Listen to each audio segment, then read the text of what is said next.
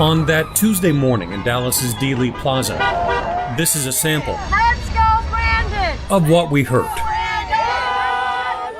And I know a lot of why I'm here was ordained by the Lord. What we saw. I should think that the police would come and block off the street or something too, you know? Praise your president! I'm here to support God-fearing patriots in the movement. A movement that on that morning. We need music or something. What are you expecting? What am I expecting? Well, we'll let them tell you. There was an event that was said to possibly happen here today. Word on the street is that JFK Jr., will show up and introduce his parents. 12:29, the same time of day that JFK Sr.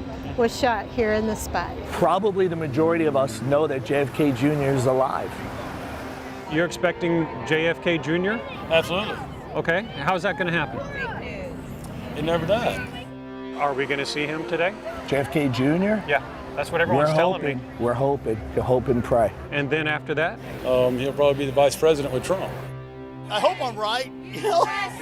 I believe I'm right.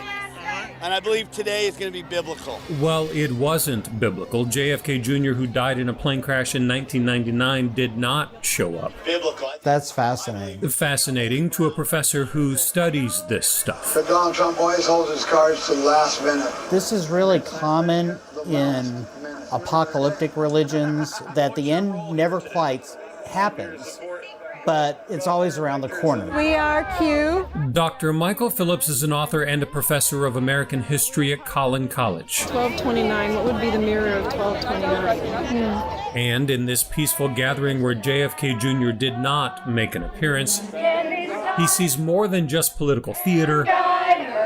He sees potential trouble. It's a merger of far right-wing politics with apocalyptic religious beliefs. Strong religious component. Dr. Kimmy King is an attorney and professor of political science at UNT Denton. Some people will call it cult. Some people will call it a family.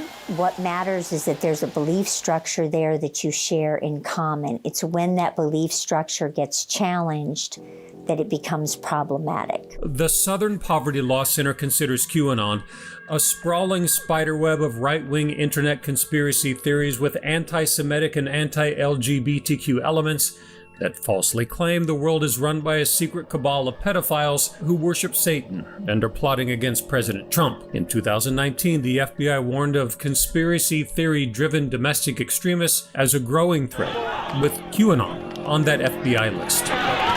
And QAnon converts were a visible part of the attack on the Capitol on January 6th, and among the hundreds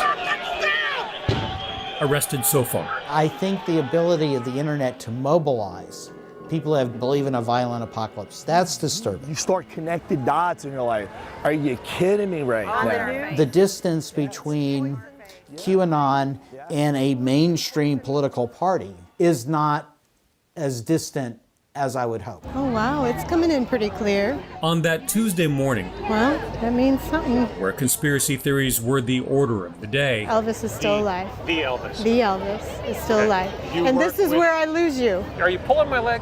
You Nope. believe all this stuff? You really do? Listen, first of all, I believe in God. I'm not some wacko person. I believe in this 100%. There was one real truth several of these people agreed to talk about. But you gotta understand that most of the world is gonna think that's just crazy. That's why half my family won't talk to me anymore. They won't. And my girlfriend thinks I've lost my mind. That is actually a very common phenomena too. Entire online communities like this one on Reddit are dedicated to that. Families that conspiracy theories like these have torn apart. We've lost families, we've lost marriages have been destroyed, people have lost jobs, their livelihoods, because of something they believe in. And these are people who feel powerless and alone. There is this need to feel like you belong and that on some level you are right. The Q community itself gives them a new sense of family. Michael, how are you? Family led that morning Beyond excellent, by the way. by a man who calls himself Negative 48 was here, which I don't know where he's at. Negative 48. And what does that mean? 48's evil. EVIL. E is 5, V is 22, I is 9, L is 12. 48. Negative evil. negative 48. Belief in a secret language of numbers. Well, there's a gathering here today. Part of this mindset, too. Donald Trump always holds his cards to the last minute. The last minute. Okay. Are we at the last minute yet? No, it's the middle of the day. Which reminded Dr. Phillips of this ad in a Dallas newspaper that morning in 1963 that listed grievances against JFK and his photos as mugshots. He hadn't gotten to Dallas yet. He was looking at the Dallas newspaper with that ad. He said, we're going into nut country. When a city gets a reputation like that, it becomes a magnet. It was so nice to meet you. Thank you. Do you have my card? A magnet whose center that morning was Dealey Plaza. You can save this footage and review it later, and you'll be going, wow, she was right about everything. I don't know what's wrong with those people. That's what they're going to say. And you know what I say to them? What's wrong with you? What a great place to meet someone like-minded. Like-mindedness you can pass off as unusual. Well, you realize you're dealing with famous people here, so they usually run late. Or like the experts. I'm here to see and listen and obey. Watch with a very real measure of concern. And spread love. Truth is boring. Fiction is way more interesting sometimes. In Dallas. God bless America. Why would anybody make all this up? I'm Kevin Reece. Sweet